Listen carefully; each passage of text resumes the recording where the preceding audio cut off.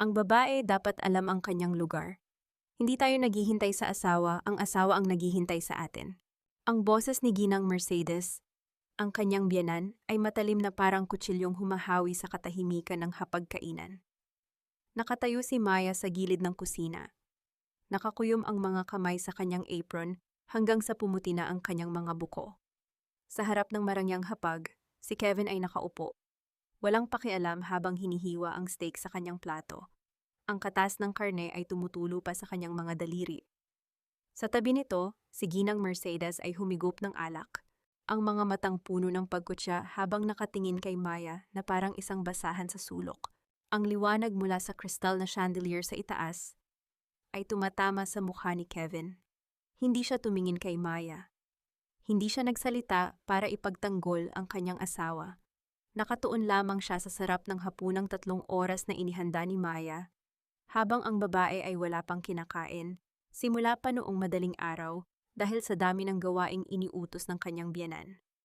Kumakalam ang sikmura ni Maya, parang may kung anong hayop na kumakalmot sa kanyang dibdib, ngunit mas matindi ang hapdi sa kanyang puso.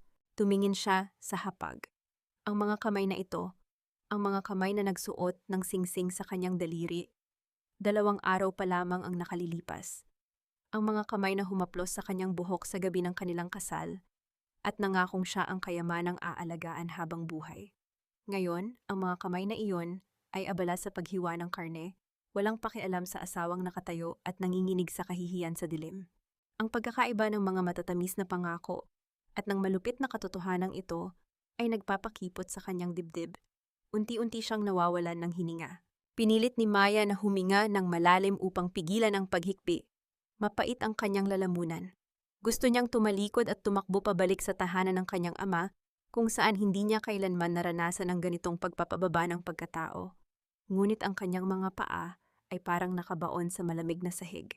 Isinakripisyo niya ang lahat, ang kanyang karera, ang kanyang kalayaan, para lamang maging isang masunuring asawa ayon sa gusto ni Kevin. Kung susuko ba siya ngayon? Nangangahulugan ba ito ng kabiguan sa unang hakbang pa lamang? Ano pang tinutunganga mo riyan na parang may utang kami sayo? Putol ni Ginang Mercedes sa kanyang pag-iisip. Ang tunog ng tinidor sa plato ay parang kulog sa pandinig ni Maya. Kumuha ka ng tubig at ligpitin mo ang mga kalat dito. Huwag kang tumayo riyan na parang estatwa, sinisira mo ang gana namin sa pagkain. Doon lamang tumingin si Kevin kay Maya.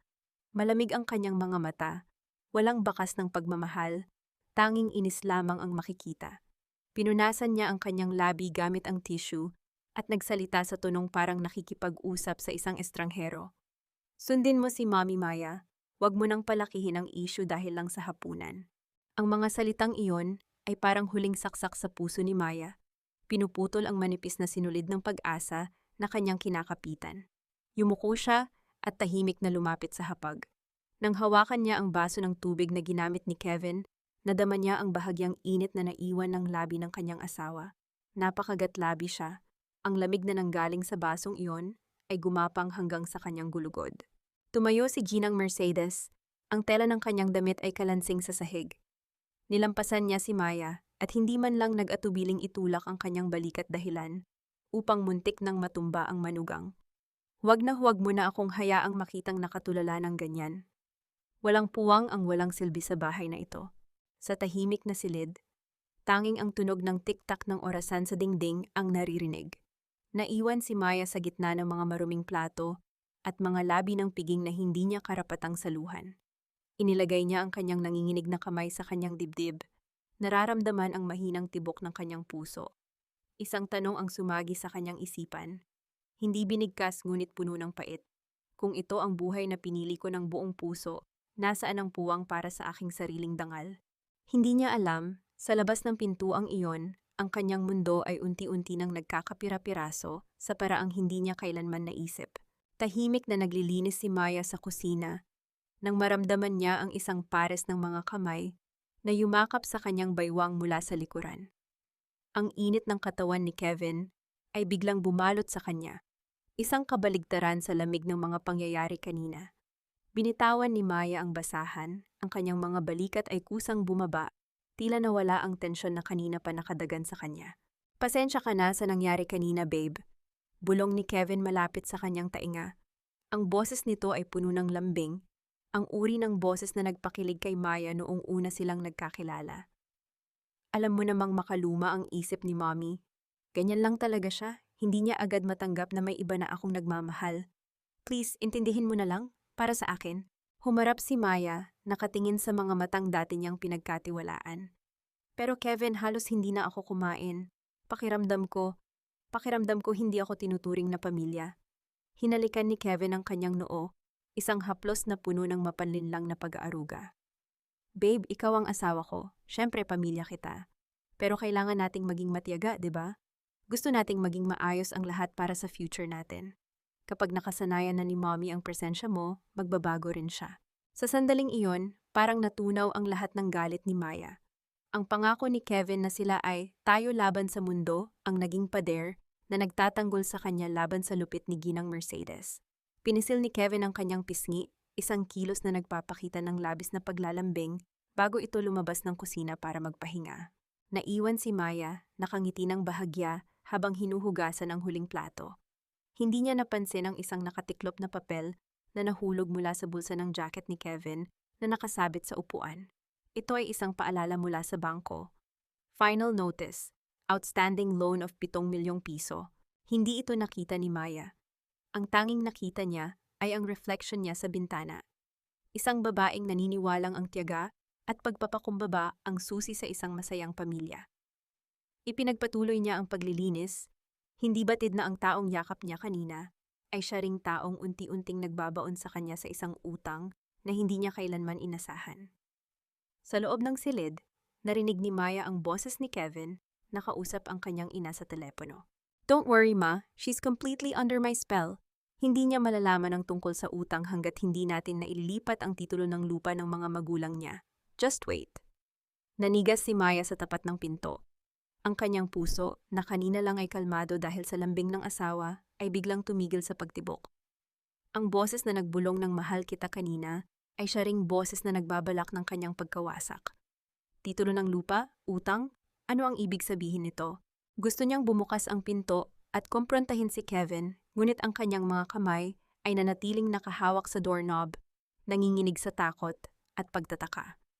Ang maskara ng pag-ibig ay nagsisimula ng mabitak, at ang katotohanang lalabas ay mas matalim pa sa anumang salitang binitawan ni Ginang Mercedes. Hindi makahinga si Maya. Ang bawat tibok ng kanyang puso ay tila isang martilyong humahampas sa kanyang dibdib.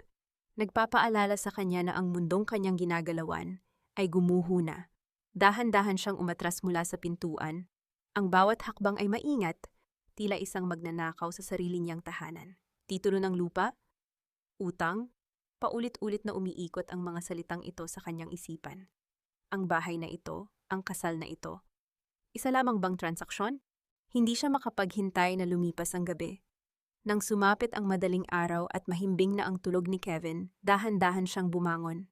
Sa dilim ng kanilang silid, ang tanging liwanag ay ang mahinang sinag ng buwan na tumatagos sa bintana. Hinanap niya ang jacket ni Kevin na iniwan nito sa ibabaw ng upuan. Ang kanyang mga kamay ay basang-basa ng malamig na pawis. Nang kapain niya ang bulsa, nakapa niya ang nakatuping papel. Mabilis niya itong inilabas at sinubukang basahin sa madilim na sulok ng silid. Final notice, 7 milyong piso. Due date, tomorrow. Halos malaglag ang papel sa kanyang mga kamay. 7 milyon. Hindi iyon maliit na halaga. Iyon ang halaga ng buong kabuhayan ng kanyang mga magulang. Napagtanto ni Maya na ang mga ngiti ni Kevin, ang mga haplos, at ang matatamis na pangako ay may katumbas na presyo. At ang presyong iyon ay ang kanyang sariling pamilya. Biglang bumukas ang pinto ng banyo. Napatalon si Maya at mabilis na itinago ang papel sa ilalim ng kanyang unan. Lumabas si Kevin, nakasuot lamang ng pajama, ang buhok ay magulo. Tumingin siya sa paligid, ang kanyang mga mata ay naniningkit. Maya, bakit gising ka pa? Tanong ni Kevin, ang boses ay nakakaantok ngunit may halong paghihinala. Nauhaw lang ako, babe, sagot ni Maya. Pinipilit na maging matatag ang kanyang boses kahit ang kanyang mga binte ay nanginginig sa ilalim ng kumot. Hindi lang ako makatulog ng maayos. Lumapit si Kevin sa kama at humiga sa tabi niya. Muli niyang niyakap si Maya mula sa likod. Ang yakap na dati ay nagbibigay ng kapanatagan, Ngayon ay tila isang kadenang sumasakal sa kanya. Huwag kang mag-alala, magiging maayos din ang lahat. Tiwala lang, bulong ni Kevin bago muling pumikit. Maya stared at the ceiling, her eyes wide open, feeling the paper under her pillow burning against her skin. In that moment, she realized she was not sleeping beside a husband, but a stranger who had meticulously orchestrated her ruin. Hindi ako papayag, bulong ni Maya sa kanyang sarili. Hindi ko hahayaang mawala ang lahat dahil lang sa kasakiman mo. Isang bagong determinasyon ang nabuo sa kanyang puso. Hindi na siya ang babaeng sunod-sunuran. Sa ilalim ng kadiliman, nagsimula na siyang magplano. Kailangan niyang malaman kung hanggang saan ang alam ni Ginang Mercedes at kung ano ang susunod nilang hakbang. Pagkasikat ng araw, kailangan niyang lumabas.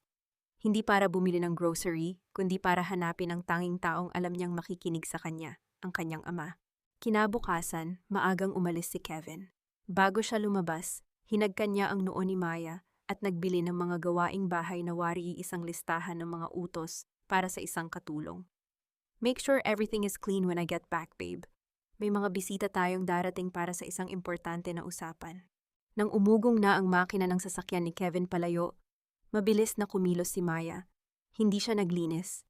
Sa halip, kinuha niya ang papel na nakatago sa ilalim ng unan at inilagay ito sa loob ng kanyang bag. Sa unang pagkakataon matapos ang kasal, lumabas siya ng bahay nang walang paalam. Habang nasa loob ng taxi patungo sa opisina ng kanyang ama, paulit-ulit na tumitibok ang kanyang sentido. Bawat paghinto ng sasakyan sa traffic lights ay tila isang oras na lumilipas sa kanyang buhay. Sa bintana, pinagmamasdan niya ang mga tao. Ang mga masayang mag-asawang naglalakad. Ang mga inang naghahatid ng anak sa eskwela. Lahat sila ay may normal na buhay, samantalang siya ay nakulong sa isang bitag na siya mismo ang nagbukas ng pinto. Pagdating sa opisina ng kanyang ama, sinalubong siya ni Mang Berting, ang matagal ng driver at katiwala ng pamilya. Ma'am Maya, bakit po kayo nandito ng mag-isa? Nasaan si Sir Kevin? Mang Berting, please, dalhin mo ako kay Papa. Importante ito. Pakiusap ni Maya, ang kanyang mga mata ay namamaga na sa kakapigil ng luha. Nang makapasok siya sa opisina, tumayo agad ang kanyang ama na si Don Eduardo. Nakita nito ang hitsura ng anak. Ang pamumutla, ang mga mata na tila nawalan na ng ningning. Anak? Ano ang nangyari? Bakit ka nandito? Hindi na nagpatumpik-tumpik pa si Maya. Inilabas niya ang papel mula sa kanyang bag at inilapag ito sa mesa ng kanyang ama. Papa, kailangan ko ng tulong. Hindi ko alam kung ano ang totoo sa kasal na ito. Binasa ni Don Eduardo ang papel. Habang tumatagal ang kanyang pagbabasa, unti-unting namumuo ang galit sa kanyang mukha. Hinampas niya ang mesa. 7 milyon? Kevin said he has a stable business. Sinabi niyang ang perang ito ay para sa inyong investment. Papa, ginagamit nila ako. Ginagamit nila ang pamilya natin. Umiiyak na wika ni Maya. Hindi lang utang ang problema. Nakarinig ako ng usapan kagabi. Gusto nilang makuha ang titulo ng lupa nyo. Napaupo si Don Eduardo. Ang lalaking kilala ng lahat bilang matapang at matagumpay ay tila biglang tumanda ng 10 taon. Maya, kung totoo ito, kung ginamit ka lang nila para sa pera, hindi ko sila patatawarin. Papa, huwag nating ipakita na alam ko ang lahat. Kailangan ko munang malaman kung sino ang mga taong pinagkakautangan ni Kevin. Kailangan nating makakuha ng ebidensya bago sila makagawa ng mas masama. Paliwanag ni Maya. Ang boses ay matatag na sa gitna ng pait. Anong balak mo? Tanong ng kanyang ama. Tumingin si Maya sa bintana. Ang kanyang refleksyon ay hindi na ang babaeng madaling pasunurin. Ang kanyang mga mata ay nagniningas na sa determinasyon. Babalik ako sa bahay nila. Magpapanggap ako na wala akong alam. Hahayaan ko silang isipin na kontrolado nila ako. Hanggang sa oras na malaman ko ang lahat ng kanilang tinatago. Isang panganib ang kanyang hinaharap. Ngunit ang pagmamahal sa kanyang mga magulang at ang pagkasuklam sa pagtataksil ni Kevin ang nagbigay sa kanya ng lakas. Ang paglalakbay pabalik sa bahay ng mga taong nagtaksil sa kanya ay hindi na isang pagbabalik sa asawa, kundi isang pagpasok sa pugad ng mga ahas upang tapusin ang laro. Nang tumayo siya para umalis, tumunog ang kanyang cellphone. Isang text message mula kay Kevin. Where are you? The guests are arriving soon. Don't be late. Be the perfect wife I married. Napangisi si Maya. Perfect wife? Hindi na niya kailangang maging perfect. Kailangan lang niyang maging handa. Pag-uwi ni Maya, ang buong kabahayan ay tila isang entablado ng isang malaking palabas. Amoy mamahaling pabango at usok ng tabako ang sumalubong sa kanya. Sa sala nakita niya si Kevin na nakikipagtawanan sa ilang lalaking mukhang hindi pamilyar. Mga lalaking may matatalim na tingin at mga braso na may mga tattoo na nakatago sa ilalim ng kanilang mga polo shirt. "Babe, you're late!" Salubong ni Kevin, ngunit ang kanyang ngiti ay hindi umabot sa kanyang mga mata. "Sila ang mga business partners ko. Halika rito, magpakilala ka." Napilitang ngumiti si Maya. Lumapit siya, ramdam ang bigat ng bawat hakbang. Ang mga lalaki ay tumingin sa kanya na parang isang piraso ng karne sa hapagkainan. Isa sa kanila, ang lalaking may peklat sa kilay, ay hinaplos ang hangin malapit sa mukha ni Maya. "So this is the lovely bride?" Wika ng lalaki. Ang boses ay parang kinakalawanging bakal. "Napakaganda at napakaamo. No wonder, Kevin, you're so lucky." Naramdaman ni Maya ang pag-irap ng kanyang sikmura, ngunit pinanatili niyang tuwid ang kanyang likod. "Thank you," sagot niya sa mahinang boses. Iniiwasan ang hawak ng lalaki. Habang naghahain si Maya ng mga inumin, narinig niya ang usapan nila. "The title is the only collateral we need, Kevin. Kung hindi mo maibibigay sa amin ang pirmadong dokumento sa loob ng 1 linggo, alam mo na ang mangyayari. We don't care about your wife, we care about the money." Nabitawan ni Maya ang isang baso. Clang! Ang ingay ng nabasag na baso ay nagdulot ng matinding katahimikan sa buong sala. "Maya!" Sigaw ni Kevin, ang kanyang boses ay puno ng galit. "Can't you even do a simple task? Ang dami mong sinisira." Mabilis si John, ang lalaking may peklat, na tumayo at lumapit kay Maya. "Hayaan mo na, Kevin, accidents happen. Diba beautiful?" Nanginginig ang mga kamay ni Maya habang pinupulot ang mga bubog. Sorry po," paulit-ulit niyang sabi, kunwaring nagmamadali. Sa gitna ng pagyuko, nagawa niyang silipin ang pitaka ni John na nakapatong sa mesa. Nakita niya ang isang calling card na may logo ng isang kilalang pawn shop na kilala sa illegal na operasyon. Ang pangalan ng kumpanya ay Agila Lending. Agila Lending, ito ang grupong nagpapahirap sa kanila. Pagkaalis ng mga bisita, sumunod si Kevin sa kusina. "Ano ba ang problema mo? Bakit ka nanginginig? Embarrassing ka!" "Natakot lang ako sa kanila, Kevin," pagsisinungaling ni Maya, pilit na nagpapahid ng peke ng mga luha. "Sino ba sila? Bakit nila kailangan ng titulo ng lupa ni Papa?" Tumingin si Kevin sa kanya ng matagal. Sinusukat ang kanyang katapatan. "It's business, Maya. Wala kang dapat alalahanin. Just do what I say and everything will be fine." Hinalikan niya si Maya sa pisngi, ngunit ang halik na iyon ay lasang-lason. Nang tumalikod si Kevin, ang mukha ni Maya ay nagbago. Wala na ang takot. Ang kanyang mga mata ay naging mapanuri. "Business, huh?" Isip ni Maya. "Ang negosyo ninyo ay ang pagwasak sa buhay ng iba. Pero ngayon, ako na ang hahawak ng manibela." Nang gabing iyon, habang mahimbing na natutulog si Kevin, dahan-dahang kinuha ni Maya ang telepono nito na nakapatong sa nightstand. Gamit ang fingerprint ni Kevin habang tulog, na-unlock niya ang phone. Binuksan niya ang Agila Lending sa text messages. Doon, nakita niya ang isang listahan ng mga pangalan ng iba pang mga babaeng biktima, mga pangalang pamilyar sa lipunan. Lahat sila ninakawan. Maya's fingers hovered over the screen. One wrong move and she'd be exposed. But she was already drowning. It was time to learn how to swim in the shark-infested waters. Bawat segundong lumilipas habang nakabukas ang telepono ni Kevin ay parang isang oras. Ang liwanag ng screen ay tumatama sa mukha ni Maya, sapat para makita ang panginginig ng kanyang mga daliri. Sa loob ng folder na may pangalang clients, naroon ang mga dokumentong naglalaman ng mga pangalan, address, at mga pirmadong kasunduan ng iba pang mga kababaihan. Sofia de la Cruz, Elena Santos, Marisa Reyes. Hindi lang sila mga pangalan. Sila ay mga kababaihang tulad ni Maya. Mga babaeng may kaya, may maayos na pamilya, at may tiwala sa mga lalaking kanilang pinakasalan. Binuksan ni Maya ang file ni Sofia. Nakasaad doon ang isang kasunduan kung saan ang lahat ng ari-arian ng babae ay naisangla sa Agila Lending sa loob lamang ng 3 buwan ng pagsasama. Kevin was not just her husband. He was a professional predator. Biglang gumalaw si Kevin sa kanyang pagkakahiga. Nanigas si Maya. Huminga ng malalim ang lalaki, bumulong ng kung ano sa kanyang pagtulog, at muling tumahimik. Halos huminto ang tibok ng puso ni Maya. Mabilis niyang kinunan ng screenshot ang lahat ng listahan, ang mga usapan tungkol sa transaksyon ng lupa, at ang mga babala ni John sa text message.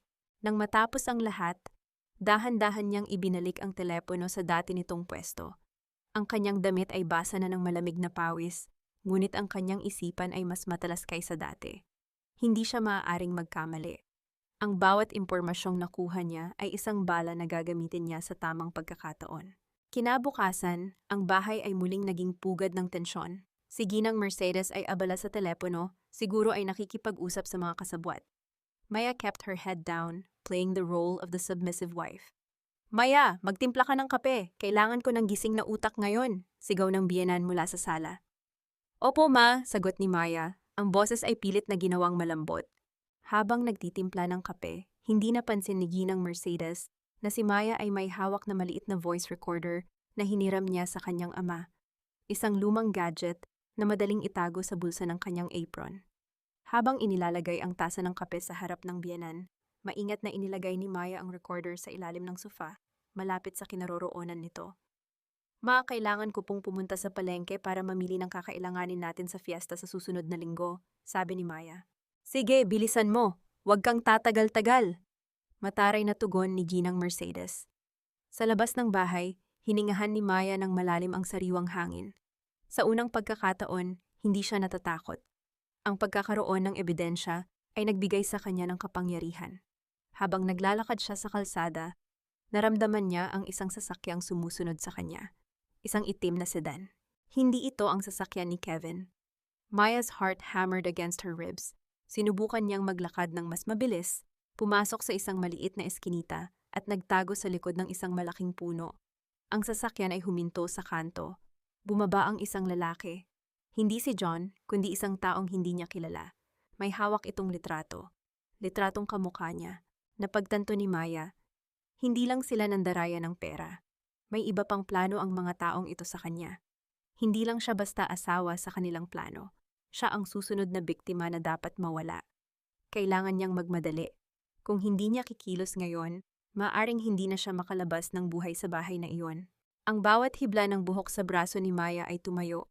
Ang lalaking nakatayo sa kanto ay hindi na lamang basta tagamasid. Siya ay isang mangangaso. Tumingin ang lalaki sa paligid. Ang kanyang mga mata ay parang radar na naghahanap ng biktima. Mabilis na naglakad ang lalaki patungo sa direksyon ni Maya. Kailangan kong makatakas.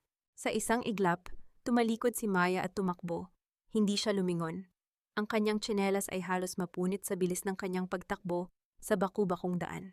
Pumasok siya sa isang mataong palengke, nakikipagsiksikan sa mga nagtitinda ng isda at gulay. Hinahanap ang bawat sulok na makakapagtago sa kanya. "Ma'am, dahan-dahan po!" sigaw ng isang tindera na halos matumba ang mga basket ng kamatis dahil sa pagdaan ni Maya. Habol ang kanyang hininga, nagtago si Maya sa likod ng isang malaking truck ng yelo. Pinilit niyang pakalmahin ang kanyang tibok ng puso na tila gustong kumawala sa kanyang dibdib. Narinig niya ang mga yabag ng mabibigat na sapatos sa malapit. "Sigurado ka bang dito siya pumasok?"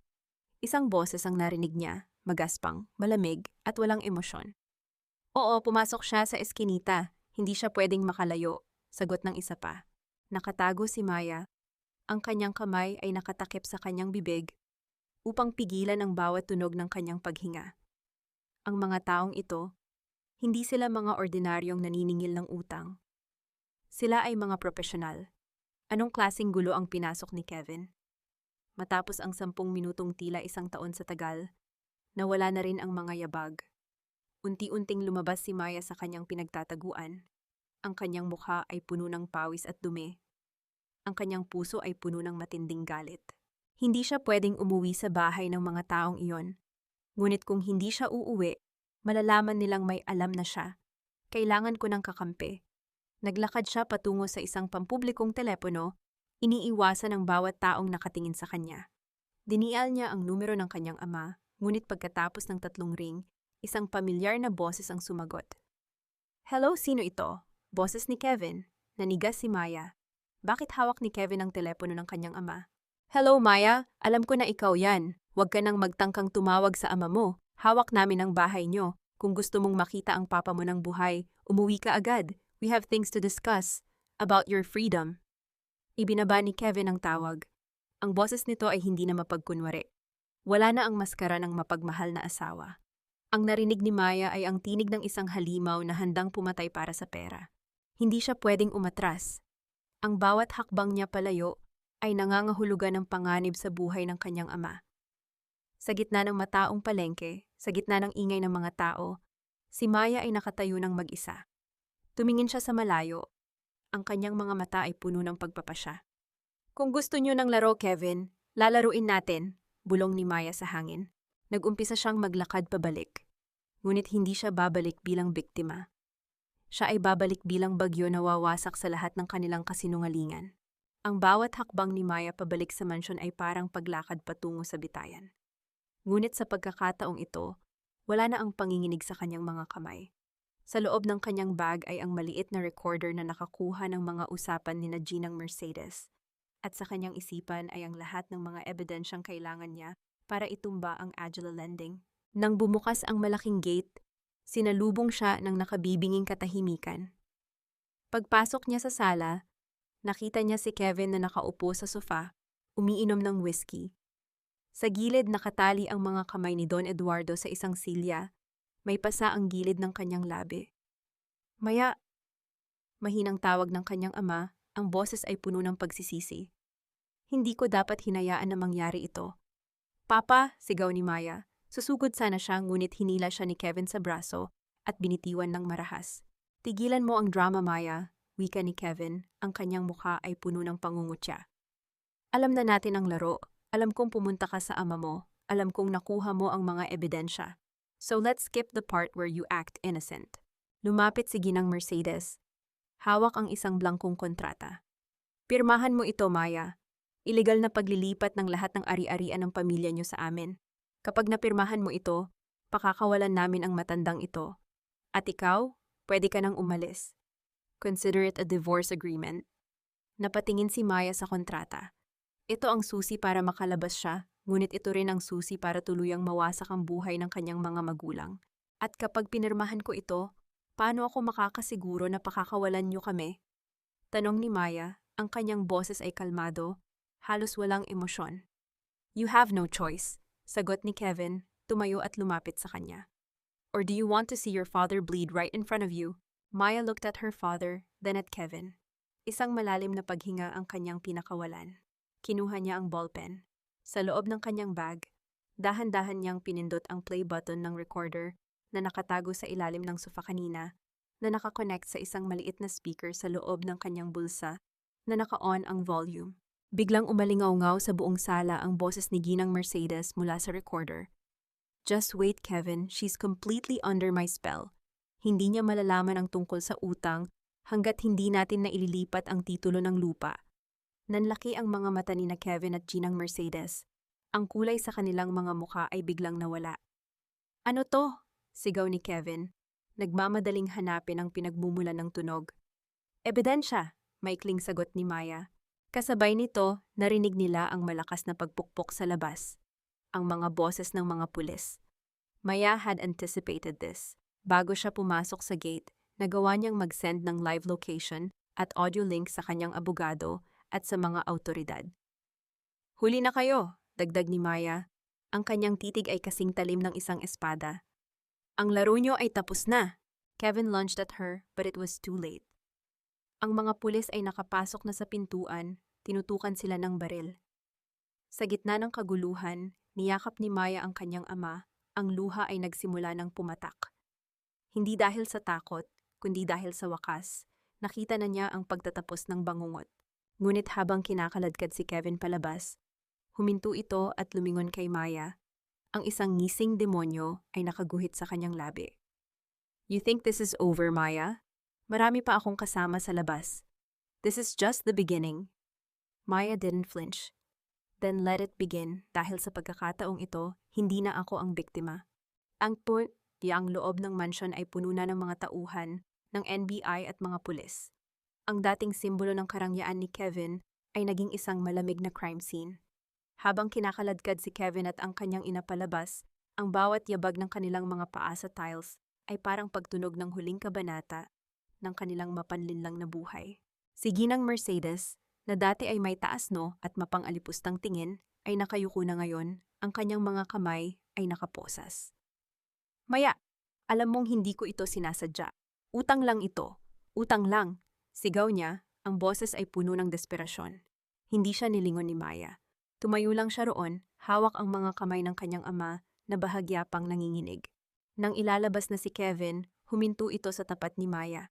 Ang kanyang damit na dati ay mamahalin at plansadong-plansado ay lukot na at puno ng alikabok. Tiningnan niya si Maya ng matagal. Isang tingin na puno ng halong galit, pagtataka at isang bahid ng pagkilala sa babaeng nasa harap niya. Hindi na ito ang Maya na napaiyak niya sa kusina noong unang gabi. Ang babaeng nasa harap niya ngayon ay may mga matang kasing tigas ng diamante. Akala mo ba panalo ka na? Bulong ni Kevin sa gitna ng mga pulis. Ang Aguila Lending ay hindi lang basta kumpanya. May mga koneksyon ako sa itaas. Paglabas ko rito, sisiguraduhin kong hindi ka na makakatulog ng mahimbing. Kevin, kalmadong sagot ni Maya, ang kanyang boses ay malinaw at walang bahid ng takot. Ang mga koneksyon mo ay kasing bulok lang ng mga desisyon mo sa buhay. Sa loob ng selda, ang tanging connection mo ay ang mga pader na bumabalot sa iyo. Mabilis na isinakay si Kevin sa patrol car.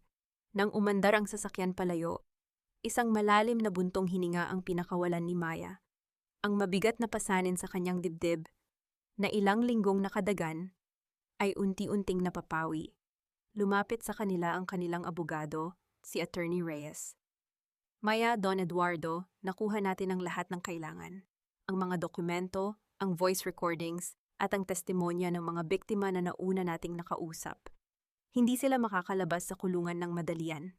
Salamat, Attorney, wika ni Don Eduardo, ang kanyang boses ay puno ng pasasalamat. Anak, paano mo nagawa ang lahat ng ito ng mag-isa?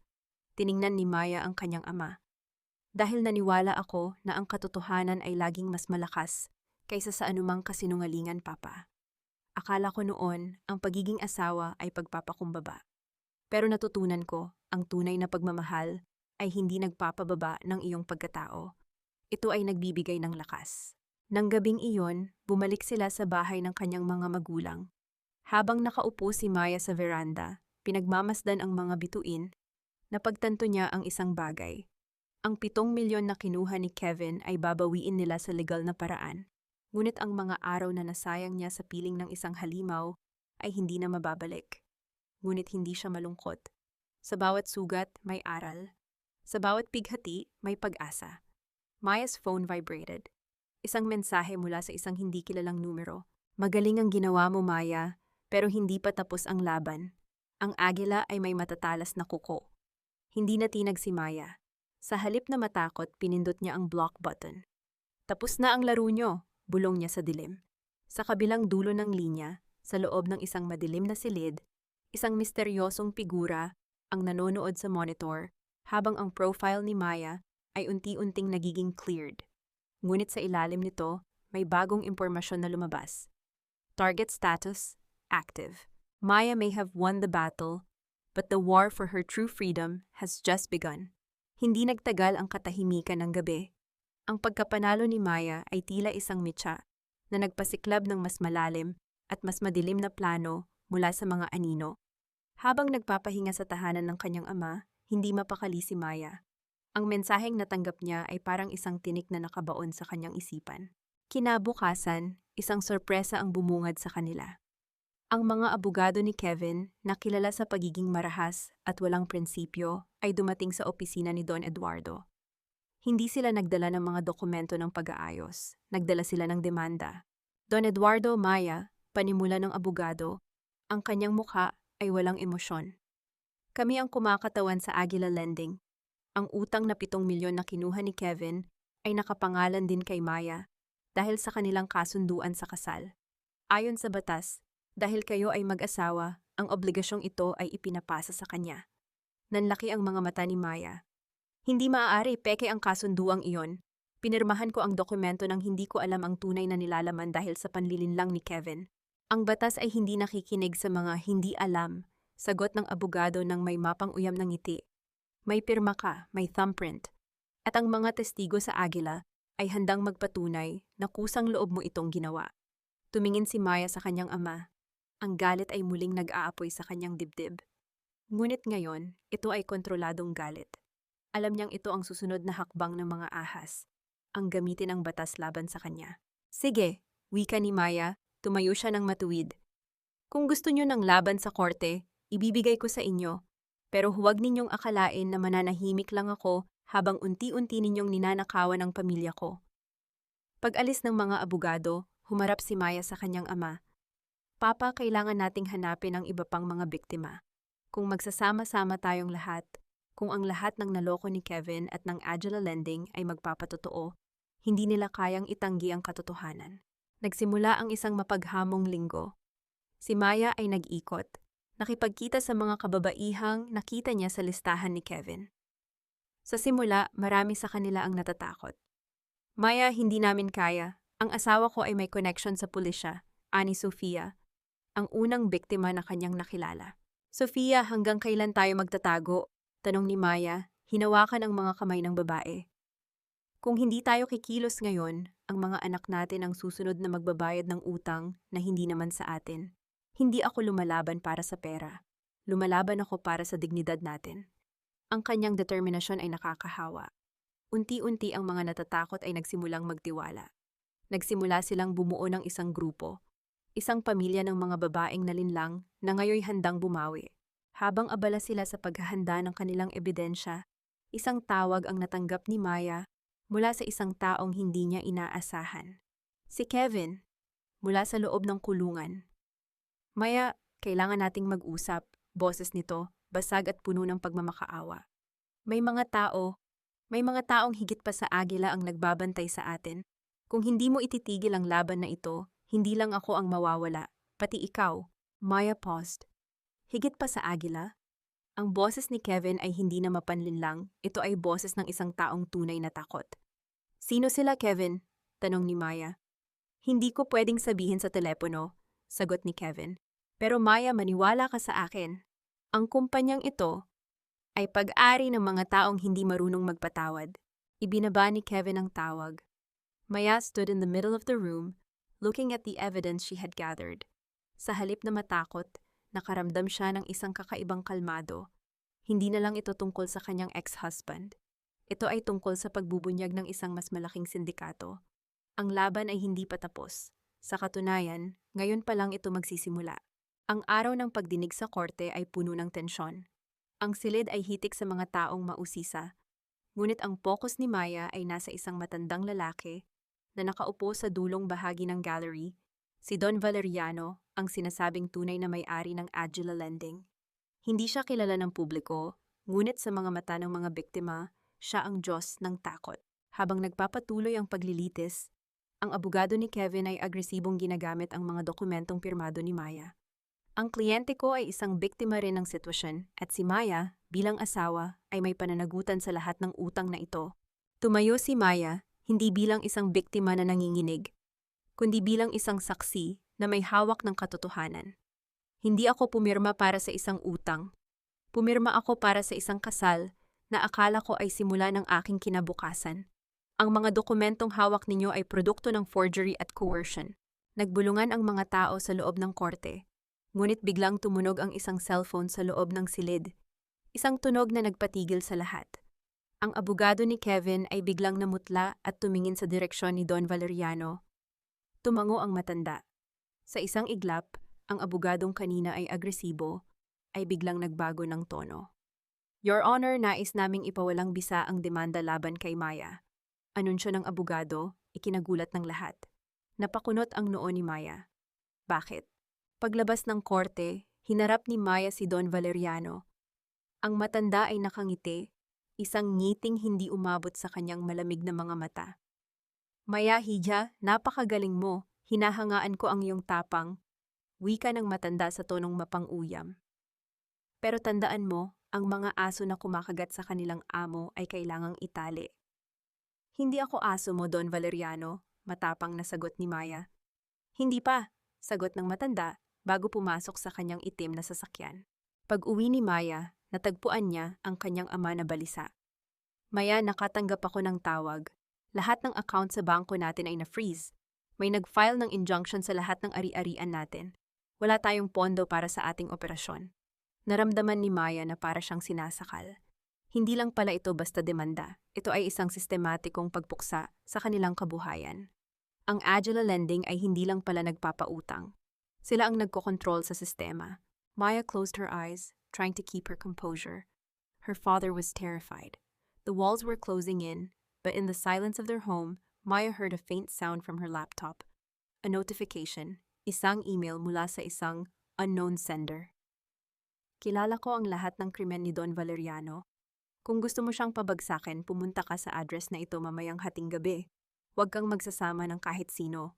Isang address sa isang abandonadong bodega sa labas ng lungsod. Maya stood up. Alam niyang ito ay isang bitag. Alam niyang maaari itong ikamatay niya. Ngunit sa harap ng pagkawala ng lahat ng pinaghirapan ng kanyang pamilya, wala na siyang ibang pagpipilian. Saan ka pupunta, anak? Tanong ng kanyang ama. Kailangan kong tapusin ito, Papa, para sa ating lahat, sagot ni Maya, sabay suot ng kanyang coat. Sa kabila ng panganib, ang bawat hakbang niya ay puno ng determinasyon. Kung ang Agila ay nais ng digmaan, ibibigay niya ito. Pero hindi siya lalaban ng walang armas. Sa loob ng kanyang bag, dala-dala niya ang tanging bagay na kinatatakutan ng mga taong tulad ni Don Valeriano. Ang katotohanang nakatago sa isang flash drive na nakakuha siya mula sa server ni Kevin noong una pa man. Ngayong gabi, ang mga ngaso ang magiging biktima. Ang hangin sa labas ng abandonadong bodega ay puno ng amoy ng kalawang at nabubulok na kahoy. Sa gitna ng kadiliman, tanging ang liwanag ng buwan ang nagbibigay ng kaunting aninag sa daan. Huminto ang sasakyan ni Maya sa malayo at naglakad siya ng nakayapak upang hindi makalikha ng ingay. Ang bawat tibok ng kanyang puso ay tila isang tambol na nagbababala sa nalalapit na panganib. Nang makapasok siya, ang loob ng bodega ay malawak at walang laman, maliban sa isang nag-iisang bumbilya na nakabitin sa kisame na kumukurap-kurap. Sa gitna, nakatayo ang isang figura. Hindi si Don Valeriano. Ito ay isang babae, payat, may mga pasa sa mukha at nakasuot ng kupas na damit. Sofia! Bulong ni Maya, nagulat. Si Sofia ang biktima na una niyang nakilala at tinulungang lumaban. Dahan-dahan na humarap ang babae. Maya, hindi mo dapat tinanggap ang sulat. Sofia, anong ginagawa mo rito? Paano ka nakapunta rito? Tanong ni Maya, papalapit sa kanya. Ngunit huminto siya nang makita ang kakaibang kislap sa mga mata ng babae. Hindi ito takot, kundi awa. Pinadala ako ni Don Valeriano, sagot ni Sofia. Sabi niya, kung ilalabas mo ang flash drive, pakakawalan nila ang pamilya ko. Maya, patawarin mo ako. Biglang lumabas mula sa dilim ang tatlong lalaking malalaki ang pangangatawan. Hawak nila ang mga baton. Hindi na kailangang magtanong ni Maya. Alam niyang ito ay isang bitag. Kunin niyo ang flash drive, utos ng isa sa kanila. Hindi nagpatinag si Maya. Hindi niyo makukuha ang katotohanan sa pamamagitan ng pananakot. Sa isang mabilis na kilos, hinagis ni Maya ang kanyang bag sa isang direksyon na naging sanhi upang magkagulo ang mga lalaki. Tumakbo siya patungo sa kabilang panig, gamit ang kadiliman bilang kanyang sandata. Alam niya ang bawat sulok ng lugar na ito dahil napag-aralan niya ang blueprint bago siya pumunta. Habang hinahabol siya, nagawa niyang makapasok sa isang maliit na office room at ikandado ang pinto. Mabilis niyang isinaksak ang flash drive sa isang lumang computer na naroon na nakakonekta sa isang satellite modem. Ang file na iyon ay hindi lang basta dokumento. Ito ay isang automatic upload sa lahat ng major news outlets at social media platforms sa bansa. Upload, 50%, 60%. Narinig niya ang malakas na pagpukpok sa pinto. Maya, buksan mo ito! Sigaw ng mga lalaki. 70%, guway, 80%. Kinuha ni Maya ang isang mabigat na upuan at itinukod sa pinto. Ang bawat hampas nila ay nagpapanginig sa kanyang buong katawan. 70%? Hindi niyo ako mapipigilan, sigaw ni Maya. Ang boses ay puno ng kapangyarihan. 100% upload complete. Isang ngiti ang gumuhit sa mga labi ni Maya. Sa sandaling iyon, ang lahat ng krimen ni Don Valeriano, ang listahan ng mga biktima at ang pagkakadawit ng mga opisyal ay sabay-sabay na kumalat sa internet. Nang bumukas ang pinto at pumasok ang mga lalaki, huli na ang lahat. Sa labas, narinig na ang sirena ng mga sasakyan ng pulis. Hindi galing sa mga tauhan ni Valeriano, kundi galing sa mga tauhan ng NBI na tinawagan niya bago pa man siya pumasok sa bodega. Tapos na ang laro, Sofia, sabi ni Maya habang nakatingin sa mga taong pumasok. Ang katotohanan ay hindi na kayang itago ng kahit anong anino. Dinala ng mga pulis ang mga lalaki at si Sofia. Habang palabas si Maya, nakita niya ang isang itim na kotse sa malayo. Ang kotse ni Don Valeriano. Tumingin ang matanda sa kanya mula sa bintana at sa pagkakataong ito, hindi na ito mapang-uyam. Ang kanyang mukha ay puno ng pagkabigla at takot. Maya stood under the cold rain, watching the empire of greed crumble. She had lost everything, but she had regained the only thing that mattered, her voice. Ang buong bansa ay nagising sa isang malaking iskandalo. Ang mga headlines sa radyo at television ay pawang tungkol sa mga dokumentong inilabas ni Maya.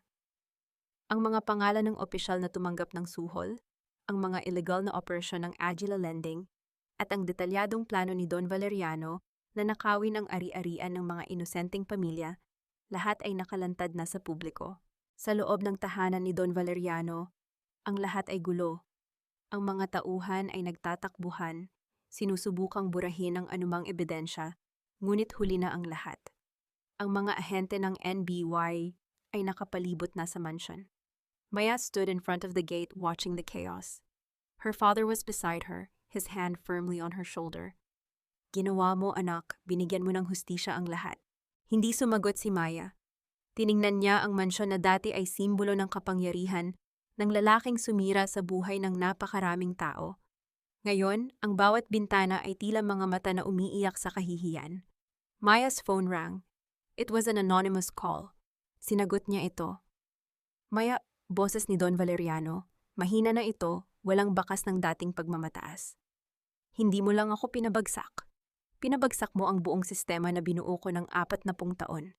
Ang sistemang iyon ay nakatayo sa dugo at luha ng ibang tao, Don Valeriano, sagot ni Maya. Hindi mo ito binuo, ninakaw mo lang ito sa kanila. Pagsisisihan mo ito, pabulong na banta ng matanda. Hindi, sagot ni Maya ng may katiyakan. Ang pagsisisi ay para sa mga taong may konsensya.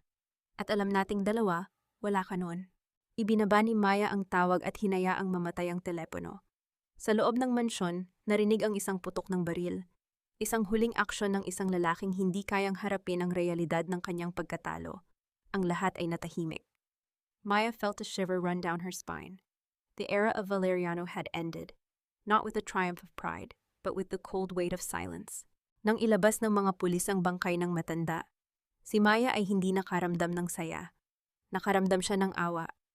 Hindi para sa lalaki, kundi para sa nasayang na buhay na ginugol sa kasamaan. Lumapit sa kanya si Attorney Reyes.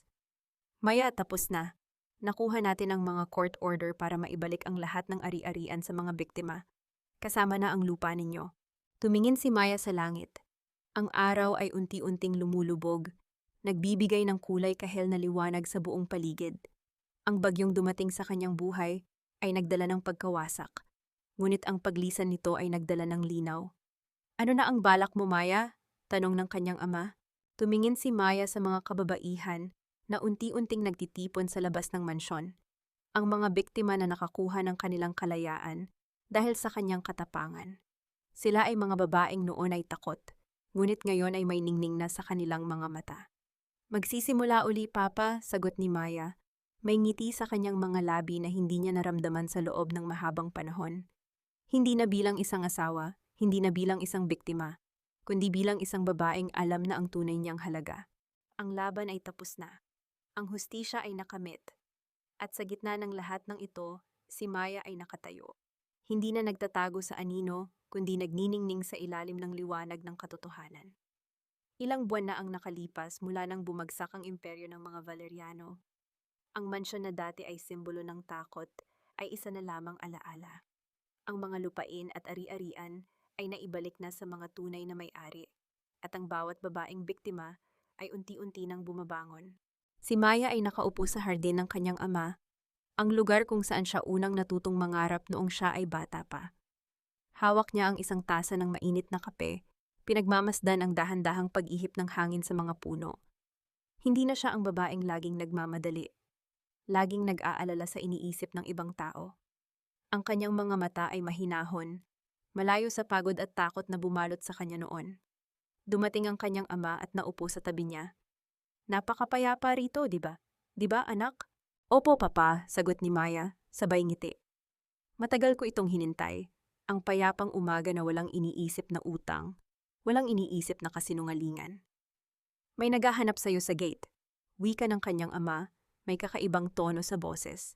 Nagulat si Maya. Lumabas siya at nakita ang isang pamilyar na figura.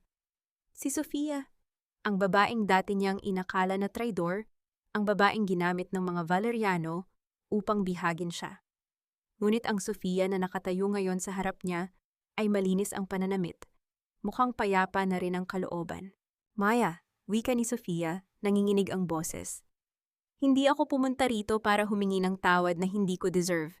Pumunta lang ako para ipakita sa'yo na dahil sa'yo, nakalaya rin ako. Pinatawad ko na rin ang sarili ko. Tinitigan ni Maya si Sofia. Sa mga mata ng babae, nakita niya ang sarili niyang reflection. Ang reflection ng isang taong nagkamali, nasaktan, ngunit piniling magpatuloy. Sofia, sagot ni Maya, dahan-dahang lumapit at hinawakan ang kamay nito. Ang pagpapatawad ay hindi para sa kanila. Ito ay para sa atin, para makahinga tayo ng malalim. Nagyakap ang dalawa, isang yakap na puno ng pagkilala sa sakit at sa pag-asang dulot ng paghilom. Sa sandaling iyon, naramdaman ni Maya na ang huling piraso ng puot sa kanyang puso ay tuluyan ng napawi. Maya, later that afternoon, visited the prison where Kevin was being held. No longer the arrogant man she once loved, Kevin looked frail, his eyes reflecting the emptiness of his choices. Bakit ka nandito?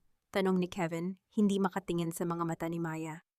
Para magpaalam, wika ni Maya. Hindi para sa'yo, kundi para sa akin. Wala na akong galit, Kevin.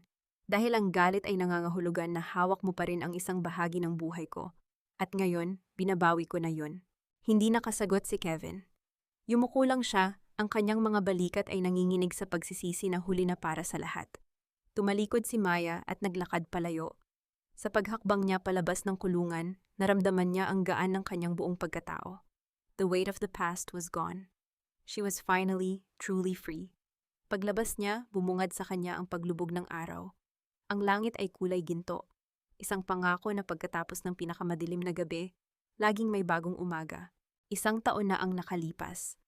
Ang hangin sa tabing dagat ay sariwa at puno ng asin, isang matamis na paalala ng kalayaang hindi na kailanman muling itatali. Maya stood by the shore, watching the waves gently kiss the sand.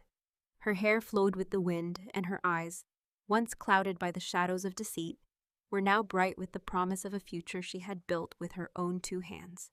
Teka isang maliit na opisina sa sentro ng lungsod, pinapatakbo na ni Maya ang isang organisasyong tumutulong sa mga kababaihang biktima ng pang-aabuso at panlilinlang. Hindi ito malaki, ngunit bawat araw ay may isang babae na natututong magsalita, natututong lumaban at natututong magmahal muli sa sarili. Ma'am Maya, may mga bagong kliyente po sa labas, wika ng kanyang sekretarya. Ngumiti si Maya at tumayo. Pasok sila.